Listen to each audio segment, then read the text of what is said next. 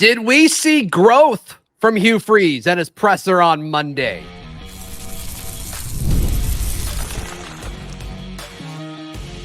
You are Locked On Auburn, your daily podcast on the Auburn Tigers. Part of the Locked On Podcast Network, your team every day. Yes, welcome on into Locked On Auburn, your daily Auburn Tigers podcast. I'm your host, Zach Blackerby, and thank you so much for making Locked On Auburn your first or second listen every single day. It's a bonus edition of the show. Daryl Dabbridge, Montgomery radio legend, hanging out with me for a few minutes to recap and react to what Hugh Freeze said to the media at his weekly press conference. You said a great point right before we clicked record, so I'm going to let you lead the way with this, Daryl, but I think we saw some growth from Hugh Freeze as a head coach. The ironic part is that everybody wants to talk about the growth that was seen in the actual football team, and there was. They learned how to close. They overcame adversity. That is showing growth. But I think that the two are tied together and intertwined. I think Hugh Freeze grew as a football coach last Saturday night, and I think what he said that made me believe that was so telling is when Kentucky kept getting in defensive fronts that was daring Auburn to throw it.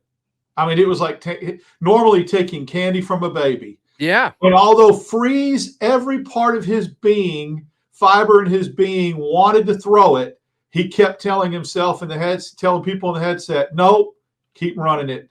Begrudgingly, and his body language showed when he was expressing it that it was begrudgingly, but he fought against his nature of what he wanted to do to stick with what was working, kind of went against the grain.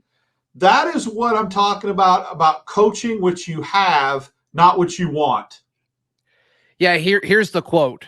That 4-minute drive was maybe the best I've seen in my career to eat the entire clock up. And there were a lot of people in the box too. I was so tempted to throw it. I was so tempted, but kept calling no throw, just hand it off. That was a really nice drive. And that was kind of something where we saw him do that earlier in the year. And I mean, the most radical example is against Oklahoma when it resulted in the pick six. That's the most extreme example, but we have seen others. And so, yeah, I'm with you. I think that's great. I think that's great as far as learning as a play caller. And, you know, you could talk directly to your quarterback now. There's just no reason you should have that. So I think that's awesome. I think that's great. I love the consistent love and props that he gave to so many guys that were expected to be key pieces of the team next year. I mean, Malcolm Simmons, he calls him out for running the wrong route on the Peyton Thorne interception. But the fact of the matter is, like, this guy, like, Freeze loves Malcolm Simmons. He loves Malcolm Simmons. You can tell as soon as he says his name, he smiles and he thinks about the upside and how great of a player he's going to be. He talked about that, but I love that. And he also kind of defended Peyton Thorne with that answer too. And the fact of the matter is, like, yeah, you know, Malcolm ran the wrong route in that situation, according to Coach Freeze, but then he played a ton. I think he played a season high in snaps on Saturday. So, like, he still believes in what he can be. So I thought that was good. He gave love to Keyron Crawford, gave love to Jay Crawford. I mean, there's so many guys where he's like, yeah, you know, these young guys are going to be a big part of the team. I mean, Keyron's older, but he'll be on the team next year. Like, there's so many of these guys that are like, yes, they're coming along. What part of the game did he make reference to that he had 6 freshmen on the field at once? It was at the goal line, right? That was the goal line. So process that. Amaris Williams was in. I know that. Reddick, Harris, Crawford, blocked in, and then I'm missing one. But there was 6 freshmen in. Morris? No, I had Amaris and blocked in on the offensive line. Defensive line. Riddick. Defensive line. I mean, Riddick, Caleb Harris, Jay Crawford. So I'm missing one. But he said there were 6. And maybe it was Kinsley Faustin. Maybe it was. Was Faustin back there at corner? Yeah. But that's you think about that. That's pretty heady stuff. That the biggest defensive stand of the year had more freshmen by percentage on the field than upperclassmen. That should get you fired up. That should give you hope. That should be that definitely, you know, and I get it. I mean, that's all that people wanted to see this weekend was hope, but that's a that's a really key indicator of being hopeful and excited about the future. Yep. I'm there with you. Super, super exciting stuff. All right. There was one answer that I thought was interesting, and I could be reading too much into it. Then obviously he talked a lot about Vandy quarterback Diego Pavia. That's coming up in just a second right here on Locked On Auburn. Today's show brought to you by our friends at FanDuel. FanDuel's America's #1 sports book. Darryl, when we were live after the game, we were like, what's the line going to be? We were thinking 3.5 or so. I was thinking 3.5 in favor of Vandy. Auburn is 6.5-point favorite. Almost a touchdown at home. Shocked. I am shocked on this. But if you feel good about the Auburn Tigers, you can take them -6.5. It feels good to be favored in an SEC game again. Or if you don't feel good about the Tigers, you can hedge your bets and take Vandy. But your just quick thoughts on this line, courtesy of our friends at FanDuel. I predicted 2.5 Auburn. Remember when we were on the show? No way did I think he would get close to a touchdown. Nope, that's no crazy. Way. To so me. that's pretty important and pretty surprising. But no yeah, question. Hey, right now, new customers can bet $5. You get $150 in bonus bets if you win. You can get started with $150 in bonus bets. All you have to do is place that first $5 bet. That's at FanDuel.com. Thank you to FanDuel for partnering with the Locked On Podcast Network. Thank you so much for making Locked On Auburn your first listen every single day. So Freeze was asked about Keonte Scott not really playing defense on Saturday. He talked about how he tweaked his ankle and things are going pretty well. And then they just didn't feel like they gave him enough reps in the scheme, is what Freeze said. Well, he returned punts. He's an upperclassman. He's played a lot of college football. I don't know if I buy it. I don't buy it at all. It's a cover.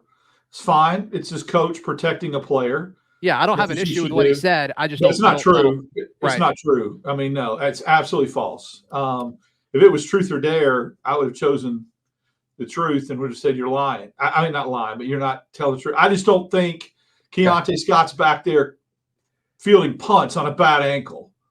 You see what I'm saying? I mean, there's no way you do that, especially the way how Auburn special teams have been. Can he catch it and call fair catch and do that on a bad ankle? Yes, but you still have to move side to side, right? You still have to move out of the way if it's one of those crazy punts. So I'm not buying that one bit. He got benched, just like previous players pulled a hammy, right? Mm-hmm. Now, he had a twinge in his calf before a game. I mentioned the player's name. Not true. So, I mean, there's things like that they do to protect the players, and I get it. But no, he's not out there fielding punts if he's got a bad ankle. Yeah, I thought that answer about Keonte Scott was interesting. I just want to get your thoughts on it. Okay, so let's jump into just quickly, spend a second on Diego Pavia. Of course, that's the biggest storyline going into this game is Diego Pavia's return to Jordan-Hare Stadium after arguably the biggest upset in college football last season.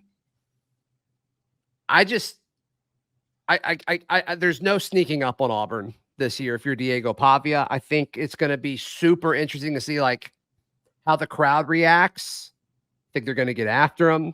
I think this is personal at this point. He embarrassed you. If you're a defensive player that was on this roster last year, he embarrassed you, and there was nothing you could do about it.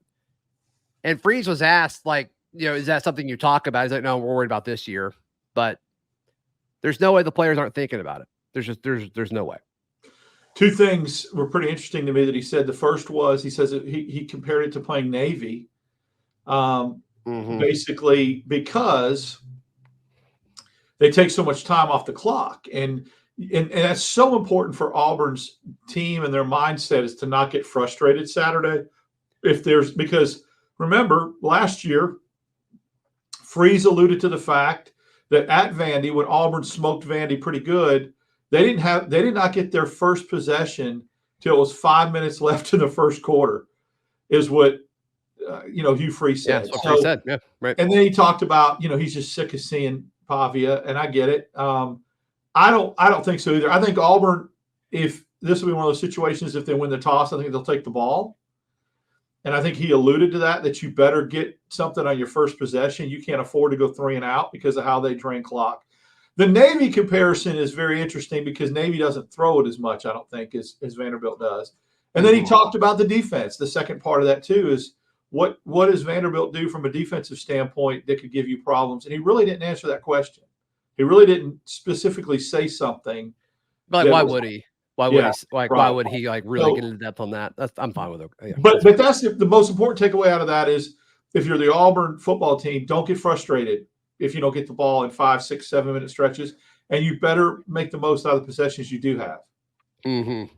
Yeah, and it sounds like we're going to see more or less returns out of the end zone. Which and I think this too. Going back to the Pavia situation, I wouldn't be surprised if they did some things defensively to heat him up a little bit. And I'm talking about even if he gets rid of the ball, making sure that he gets hit and there's contact and they're physical. We saw him leave the game with a bad ankle. We'll see what his mobility is like. Of course, last year he wasn't supposed to play because of that knee, and he came out and lit it up. But I think they're going to force him to have to. And he's good scrambling, there's no doubt. But I think Auburn's going to heat him up a little bit and be physical with him, even when he lets go of the ball. Make sure he feels it. Yeah, checks out for sure. So we'll be talking about Auburn and Vandy every step of the way. It's a big one. Please like the video. Please subscribe. Daryl, how can people check out everything you've got going on?